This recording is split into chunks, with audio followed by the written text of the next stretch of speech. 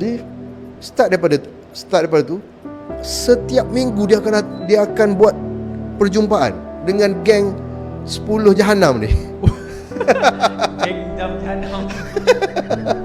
10 dia akan okey, minggu ni pukul hari apa? Minggu ni hari apa? Pukul berapa? Okey, macam mana progres kamu? Monitor satu-satu. Dia monitor. Dipanggil lah 10 hari. Macam mana kamu semua? Hampir setiap minggu. Power cikgu ni. Memang leadership. Dia, seingat saya, dia punya itu walk the talk dia tu sangat powerful leadership dia. Dia orang kalau subuh tu dia orang pertama sampai dekat masjid. Kita ada masjid sekolah tu. Dia orang pertama akan sampai.